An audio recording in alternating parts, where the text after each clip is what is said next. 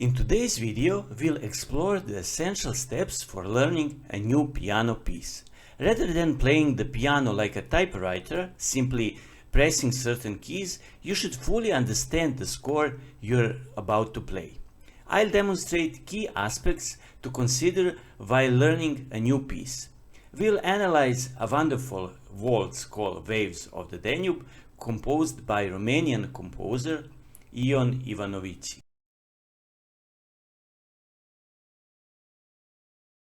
The first thing we should do is to identify the key of the composition. We will identify the key by examining the key signature. Key signature is the set of accidentals, sharps or flats placed immediately after the clef at the beginning of the piece. The key signature for this piece is F sharp. That suggests it could be in G major or its relative minor E minor. To confirm the exact key, check the final chord of the composition. In this example, the key signature contains an F sharp, as we said, and the final chord is E minor. Therefore, we can conclude that the piece is in the key of E minor.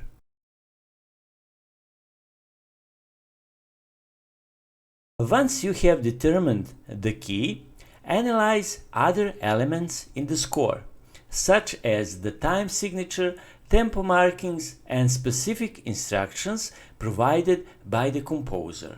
Let's take a look at the time signature. A time signature appears just after the clef at the beginning of the composition and consists of two numbers. The top figure indicates how many beats are in each measure, while the bottom figure shows which note value lasts one beat. A 3/4 time signature with a moderate waltz tempo suggests that the piece should be played at a moderate pace, capturing the characteristic dance-like rhythm of a waltz without being overly fast.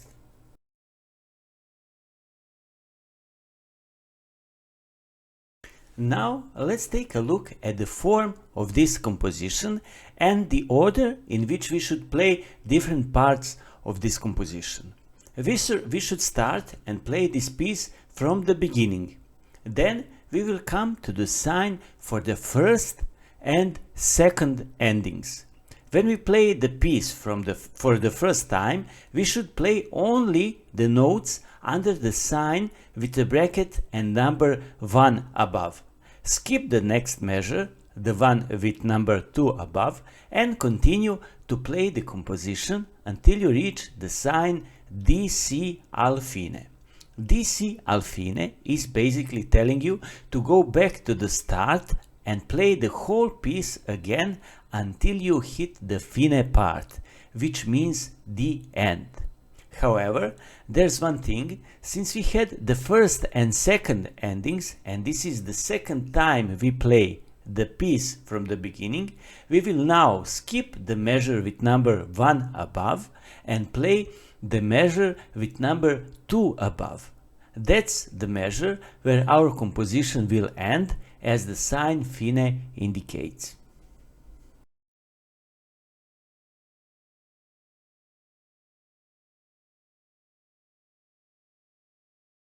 Now let's deal with harmony and see what chords we should play.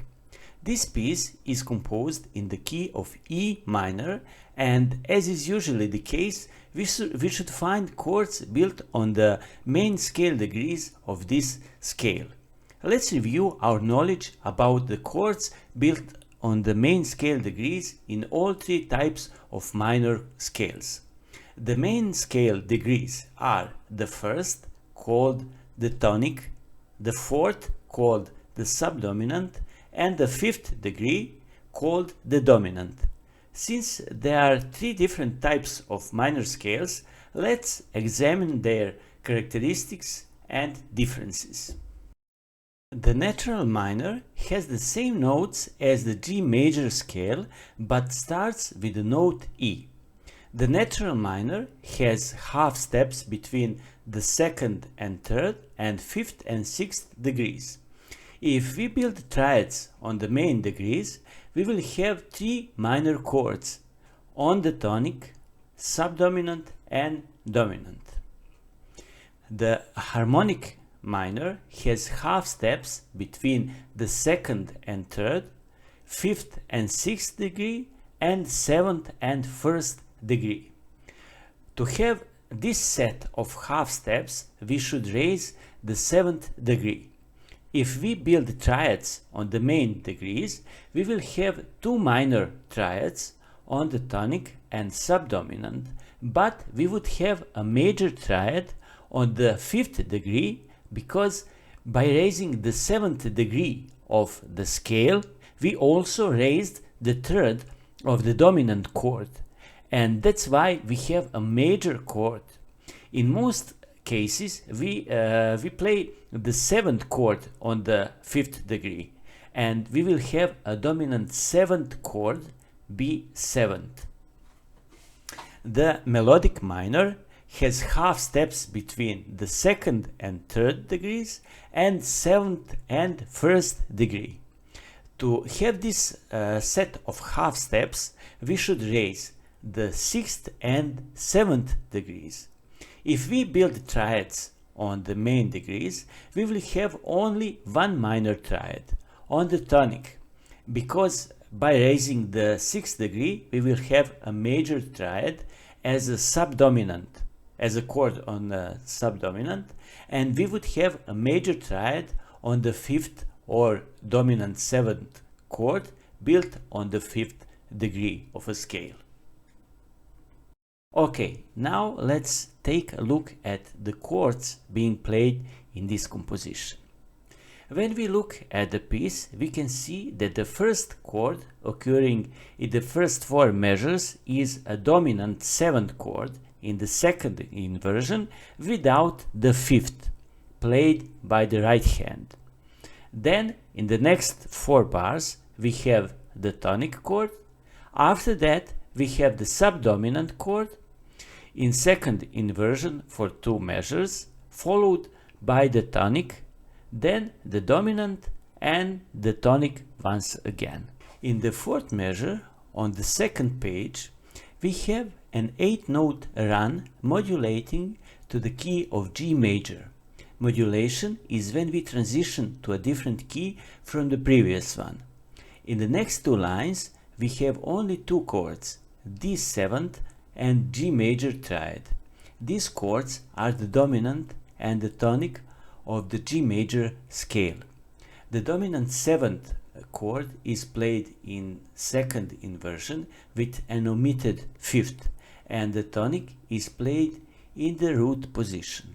These chords are played as broken chords with the left hand.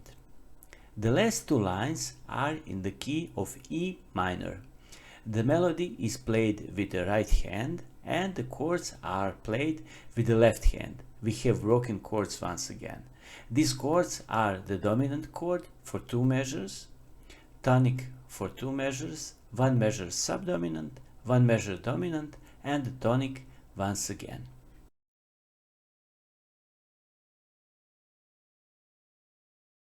Let's take a look at the melody. It starts with a pickup measure, which is the incomplete measure that occurs at the beginning of the composition but is completed in the last measure. In the first half, the melody is played with the left hand notated in the bass clef. Reading note names out loud would be wise to familiarize yourself with the notes you should play. In the G major part, the melody is played with the right hand and the melody notes are doubled with the interval of a third, which is a common device that makes the melody more interesting and gives it a richer sound. In the last two lines, the melody is played with the right hand.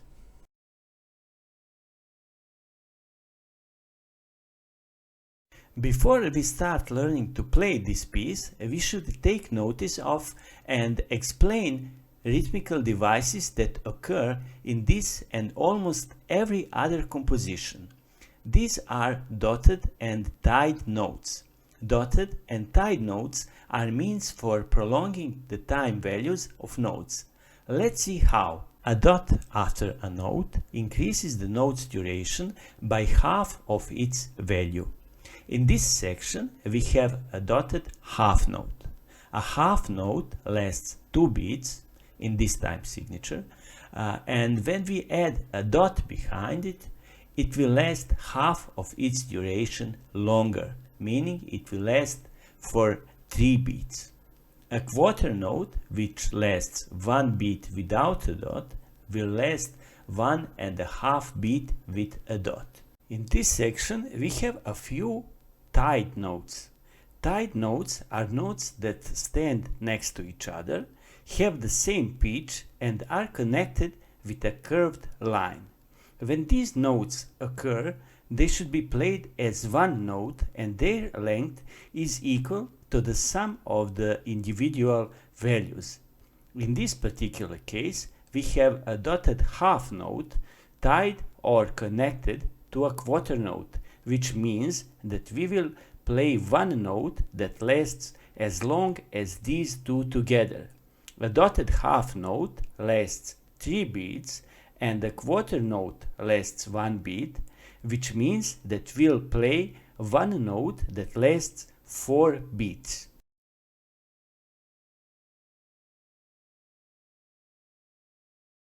You should conduct this type of analysis whenever you play a new piece.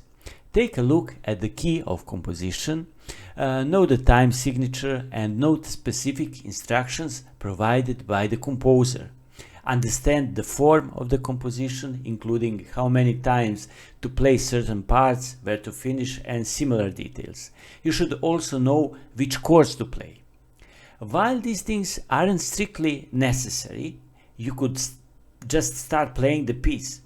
You'll have a much better understanding if you analyze it. You'll learn it quicker and understand why those notes are there, which will give you greater confidence while playing the composition.